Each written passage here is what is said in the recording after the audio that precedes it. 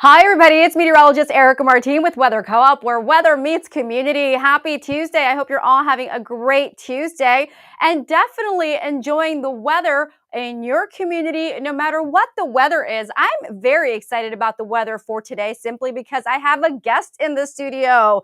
His name rhymes with day, as in Tuesday. Hint, hint. His name is Jay. Hi, Jay. Thank you so much for joining me today. I'm going to step off camera for just one moment. Behind every amazing man, there is, of course, a very amazing woman, and that's why I'm here, guys. So I'm very psyched about that. All right. So I am back. So, Jay, you have been away from Weather Co-op for a couple of days working on a few projects. Welcome back to the Weather Studio. How are you? Hi, guys. All right, guys. So we have so much to go over for today. The great news is we were talking about the mountain fire for the past couple of days, Jay, and how now we're finally seeing some containment there. I believe it's over 40% contained, but unfortunately, over 20,000 acres burned. Now, we are expecting another wind event. So we do have wind alerts issued by the National Weather Service in and along portions of the central coast, right, in those mountains. But we have to make sure we look at everybody and everything that's happening across the nation. So we're going to start off with what's happening across parts of New England. You can see they're highlighted in the red. Can you hit the query box for me, Jay?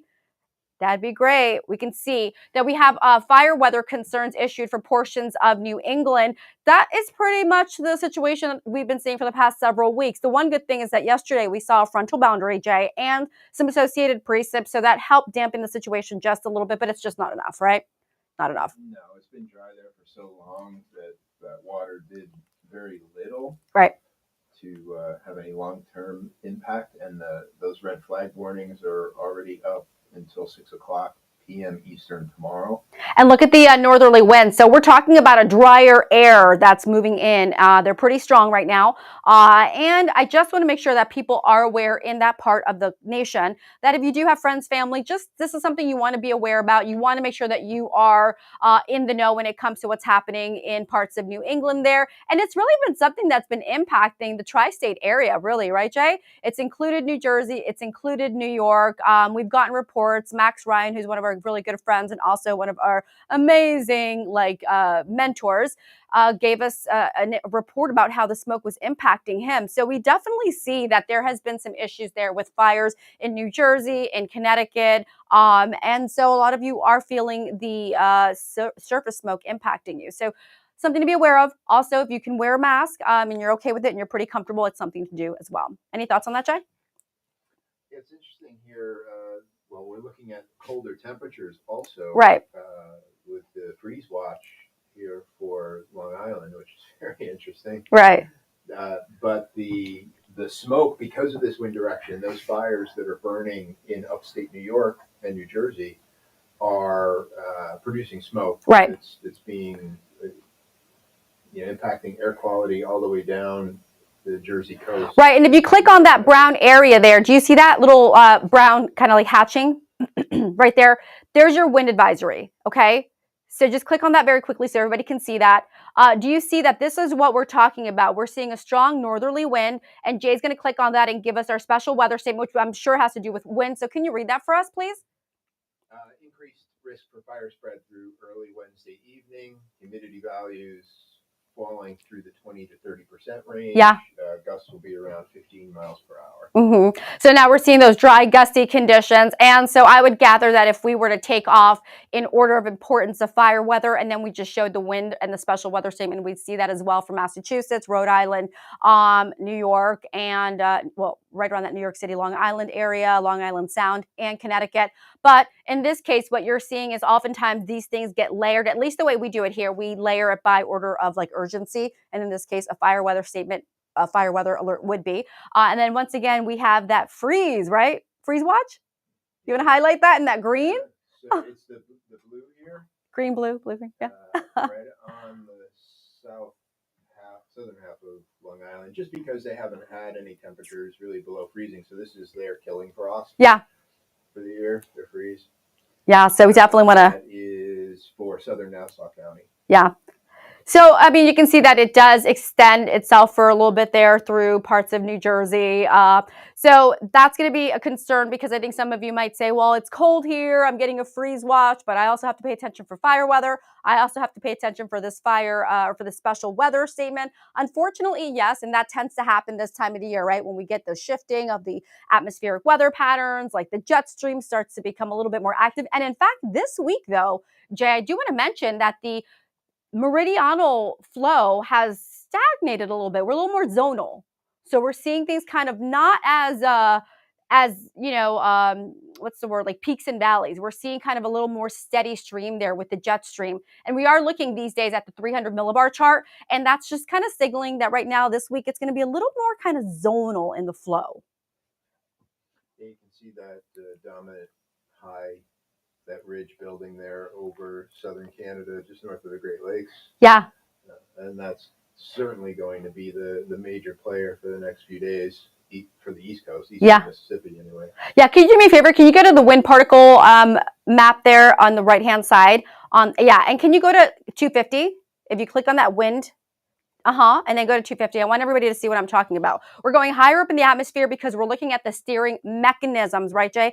It's like driving. You know, it's like when I drive. But like with me, I got to put the music on first, and then I got to like fix the... and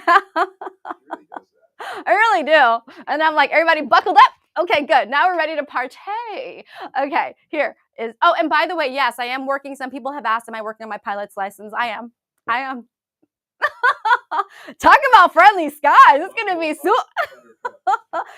super friendly skies with Erika Air. Are you pumped, Jay? Woo! I think he said he volunteered as my first passenger. Didn't you? I never saw that movie, so I have no idea what you're talking about.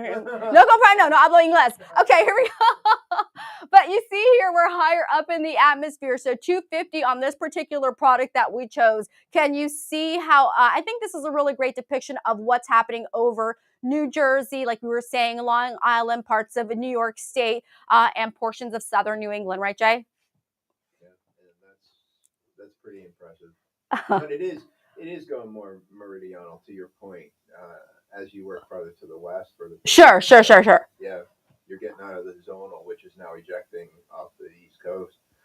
But that setup certainly is one that looks like it would be a little bit right. Warmer. And you know what? Can you do me a favor? Right where you are right now with that exact wind profile, can you go a little farther west? Because this is what I'm going to show you. I want to show you how everything is working. We're going to start from the upper levels of the atmosphere, go into the middle, and then we'll go farther. You know, we'll go to the surface like 10 meters, 850, things like that. So, okay, right now, do you see how there is like a very kind of swingy looking atmosphere? So again, we're looking higher up in the atmosphere. This is going to go a lot more zonal. So this is what's happening on this side of the coast, right? On this side of the nation, you're getting those really strong northerly, northwesterly winds, right? And as you can see here, if you noticed, was it at 850 millibars, we were a straight northerly wind, right? So here at 250 millibars, we see so there you go. You have your northerly wind, and then we saw a northwesterly wind, which would tell me that the winds are veering, going this way. So that tells me there's going to be some kind of an element of a warmer air moving in, right? So we are seeing the tendency this week to see some abnormally warm conditions for parts of the nation. So again, anytime you're looking at a veering wind in general, it's the winds that change in direction with height, whether it's clockwise or counterclockwise. In this case, we're seeing a clockwise circulation higher up in the atmosphere. So that kind of gives me a good idea of what's going to happen over here. Wow, 250. Those are some winds. Once again, this is your steering mechanism, right? Or jet stream. We're seeing also some issues here, of course, along the Gulf Coast. Small craft advisory. And also some rain. Looks like some influence there, even though Raphael has petered out. We're still seeing some influence there. Also, Jay, can you click on what's happening right around? It looks like part of the Carolinas. Yeah. Okay, so we're still seeing some more issues there. So just as Jay mentioned earlier, this could be like a killing frost. We want to make sure that you guys are really aware with your plants, right? Delicate vegetation. Some people are lucky enough to have their own gardens. If you are, just make sure you are mindful and tend to your gardens. Do you want to add anything to it? He's the one with the green thumb. He should be saying more. Well, I'm surprised you said that much. I know, right? That's about as green as Erika's thumbs get. We've tried multiple times. There's just a lot of brown. Yeah, I am not good. You know, I am not good at plants. I'm just not good. Like, I don't have a green thumb at all. I think you overwater, which isn't a bad thing. You always think the plant needs water, just like a dog needs water. Yeah. But sometimes they can go a lot longer without water. Just a little insight into what it's like to live with Erika. Like, oh, good luck. She does great with general vegetables and stuff like that. As long as she can see the fruit, yeah, she's fine. I eat all my vegetables if that counts, right? Yes. I do. Broccoli, Brussels sprouts. I love Brussels sprouts. Broccoli raw, my favorite. Okay. That's important to eat your veggies, right? Is that what they say? Okay. We're watching. I know exactly. Actually, we do. We eat lots of apples, probably 4 to 5 a day. We eat a lot of apples. Okay, here we go. So now that you know our eating habits, we're going to talk. We're going to 850. Oh. And then we're talking about this system that's going to dive on down, right? So we're already seeing a little bit of activity through portions of the high plains. That's squeezing out some precip there, and you can actually see how these how the wind profile is behaving. But this is the guy that we're looking at too, and we're going to see some snow for parts of California. Jay, are you excited? I am excited. I know that the temperatures have been cold enough where even the resorts around Greater Los Angeles, Snow Basin, etc., Bear, they have been making snow. Yes. And they have seen the first dusting of the season.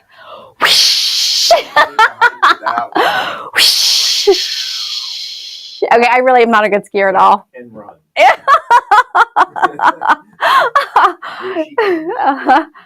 Oh, yeah, get out the way. Good luck.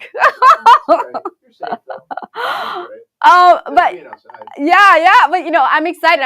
Like, let's go ahead and click on some of those queries so we can see what's happening with the blues and the purples and the pinks. Oh my.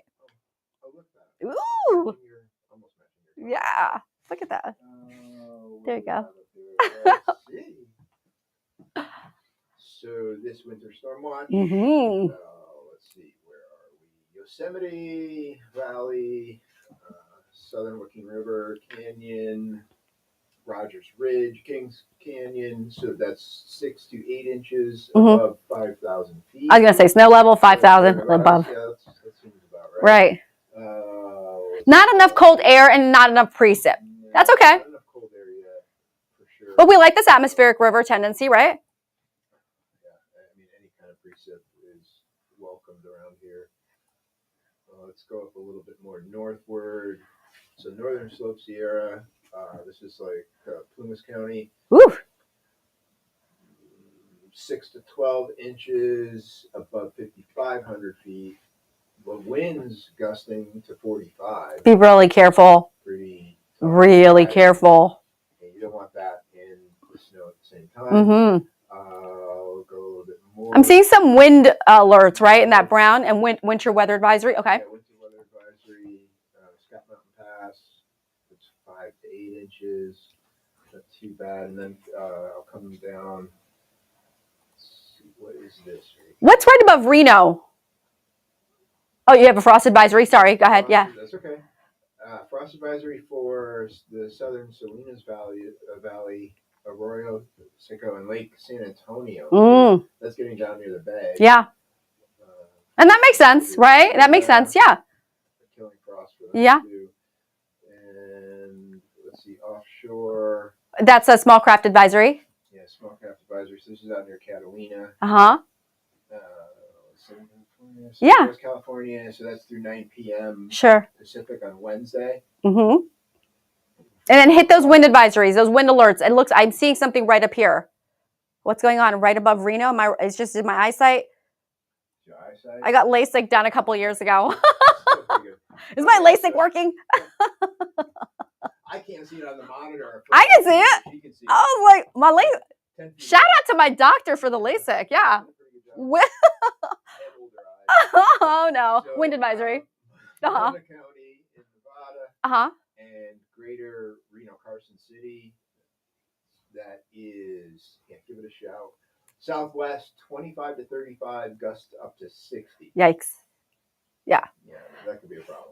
And can we look up into the Pacific Northwest to see, because I know that there's a lot happening up in that direction as well. Let's take a tour. Oregon, Washington State, it's happening. It's happening. Yeah. And look at that precip, the Wasatch. Yeah. Okay. Oh, let me get out the way. Here's the Wasatch.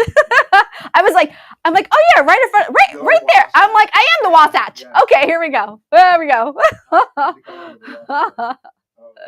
Dun, dun, dun, dun, dun, dun, dun, dun, dun, dun, dun. I can only see it out of the corner of my eye. So winter weather advisory. Fun fact. Fun fact. Isn't Chloe's favorite place to be in the Wasatch? Yes. In any place, anywhere along the Wasatch. She in the snow. Altitude. In the snow. Yeah, I'm very, very surprised. And she likes to slide.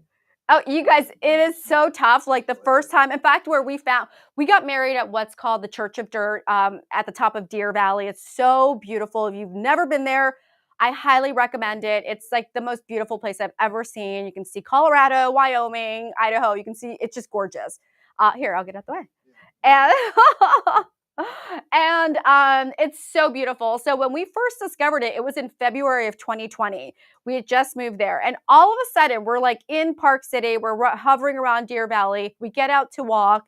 And Chloe just takes off and starts running. She's running and running and running. And I'm like, oh my God, 7,000 feet. Because you've got like little signs as you're going up the mountain. And I'm like, I don't feel well. And then I was like, and then Jay, I had no idea he was like a friggin' triathlete. And he's all like running. And all of a sudden I see 8,000 feet. And I'm just running. And I'm like, I'm going to die, or I'm going to just get so sick right now. And Chloe's just like, I just like beelines it up to the top. We finally get there. It's 9,840 feet. 9,840 feet. That's where we got married. If you guys have seen my wedding dress, you see there's a lot of dress. Blama Biama, love it. And yeah, so that's how we discovered our wedding location. But yep, here we are at the Wasatch. Woo! We love the Wasatch. Right about there where the pointer is. Yes. That's about the Church of Dirt. Yes. We love Utah. Bells went off. Did it? Those are wedding Ding, ding, bells. ding, ding, ding, ding. Yeah. There you go. So can you, click on all those alerts. Those are some good ones. Let's see here. Not much in terms of the snow, but they still have winter weather advisories in effect. So a few inches of snow. Yeah, that's okay. This is outside of Salt Lake, Logan Summit, Brighton, Alta, which is right there near the his favorite place. Right. 1 to 2. Not too bad. I mean, it's a tough drive going. But they got a lot of snow over the past couple of weeks. They have. They've gotten. It's been a great 2 weeks for them to get an early start in the ski season. They had so much snow that the resorts weren't even ready to open. I know. Yet. So no one could even ski it unless you hiked. That's like Mother Nature. She's like, did you want snow? We've got snow for you. By the way, so yeah. You know who contacted us was Mike Stringfellow. He's like, we got snow. Colorado. Oh, Colorado. Up to 70 inches. Pummel. Eastern Colorado really got off to a beyond. Now you can see Western Colorado is catching up with the snow. Yes. Now that it's working back into the state. So maybe we'll balance that out and get a few feet for them as well. I know the areas out in Summit County really want to open now. Places like Breckenridge, Copper, or Arapahoe Basin, they're behind compared to Eastern Colorado. So hopefully this snow helps. Oh, it'll catch up. Yeah, and look at what's happening in one of your other favorite states. Wyoming. I love you, Wyoming. I love you, Wyoming. I do. No, actually, I have a surprise, but we'll go to Jackson Hole another time. Jackson Hole will be there. We have another opportunity, but we've got something else to do for Thanksgiving. But that is absolutely, like, I don't even know. I always say, like, that's my favorite state. I mean, they're all my favorite states. I love all my states the same. But definitely I love Wyoming. It's so beautiful. And if you've never been to the Grand Tetons, you are missing out. Like, screw that trip to Europe. You know how everybody's like, I'm going to Europe for the summer. I'm like, why don't you go to the Grand Tetons for the summer and check that one out? So loving it. What did I say? Nothing. What did I say? Did I curse? I said the F word? No. Oh. I was like, oh my God, what did I say? My mom's going to yell at me. Look at that cold front. I mean, you don't have to be a meteorologist, although you're the best meteorologist, but I think so too. I agree. Look at that cold front cutting across the plains. I'm walking towards it, babe. Look at that. Bam. I'm not a good moonwalker. I wish I was, but I'm not. That's impressive. There you go. There's your cold front. Where's your cold front? We should do this, babe. We should be like a Pictionary thing, like cold front. Like, no, I can't do it. There you go. Yeah, let's talk about that. Look at look at how the winds are converging. I believe there might be a dry line also, because look at that southwesterly push at like right around Texas. Yeah, that's okay. You know what? It's converging. We're getting that nice little kick there in that cold air, and so we're getting some changeover. But remember, not every state is going to be cold this week. We've got some anomalies this week. We've got some warmer than normal temps that are also going to impact, especially, I'd say, east of the Mississippi for the most part. But just for the next couple of days, no big deal. We have our winter storm. Was this winter storm watch up here, right? Maybe just click on, yeah. Warning. Okay. Here we go. Heavy snow. Total accumulation is 12 to 20 inches along Washington Pass. Where do I? 3 to 6 inches near Loop. This is one of the best names in the country. Loop Pass. Woo! Woo! And it's Okanogan. Okanogan. Yeah, that was always a tough one. So that's through 4 p.m. to 4 p.m. PST Thursday. Yes. So long duration there. Yeah. So, which is pretty awful. And that's accumulations about 4,000 feet. So snow levels are dropping there compared to California. But look, you can see that storm swirling out look at there in the open Pacific. Yeah. Right. Oh, let me get the pointer. You don't need a question mark for that. Right. Yeah. Look at it. Look at that. How pretty is it? I always say it looks like an embryo. Don't you think? Yeah. I always think that, like, because I think Mother Nature, biology, like, it's just, to me, it just seems so cool. It just is like, look at it. It's just like growing, and it's like a little, look at it, like a little fetus, right? A little, is that fetus or embryo? Was I wrong? Fetus. That's what I meant. Right? Great. Yeah, fetus. I'm not a biologist. You talk to my sister Michelle about that. I am seriously just an atmospheric scientist. But yeah, look at it, little fetus. That's what I meant to say. Boom, boom, boom, boom. Look at it. It's super cute, isn't it? It's like, oh, it's so cute. I think it's adorable because you know why? We need to have that precip. We need to get some impact there, especially for California, Central California, Southern California. Now, could this atmospheric river be the trigger for the influx of more moisture? Probably not next week, but I do think soon enough we're going to start to see a little bit of an introduction there of more moisture. Let me go ahead and click on another graphic really quickly. I think this was the one we were looking at as far as what we were concerned about locally with the fire, right? But look what's happening. This is not bad through Friday. That's pretty good. Yeah. Yeah. So we're excited. This is, can you toggle that back just a little bit and maybe just a few hours there? If you can just toggle it up there. See on the right? See the red up there? Yeah. Just pull that back a little bit. Okay. So, if we just go back a few hours, starting Friday at 5 a.m., do you see how this is going to really help us all the way down through Palm Springs, Palm Desert, Laguna Niguel, Santa Ana, let's see, Santa Barbara, Lancaster. You heard it here first at Weather Co-op, where weather meets community. You know I'm about to share this with everybody because we are excited about that. We needed that atmospheric river to really take hold. But oftentimes what happens, guys, and Jay, this is what I like to, you and I always talk about. We actually have these conversations in the car.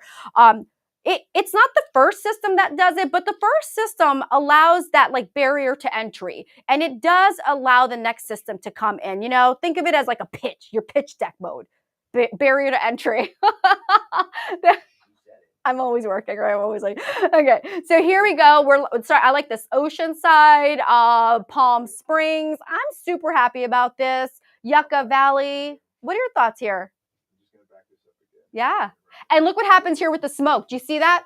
And the visibility, how it was poor due to the mountain fire. And look what happens as that precip makes it down.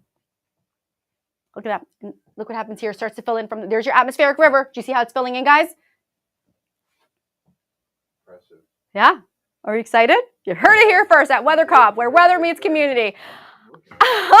I'm certified broadcast meteorologist Erika Martin, Skywarn Storm Spotter and Weather Ready Nation ambassador with my Skywarn Storm Spotter husband and all-around awesome guy.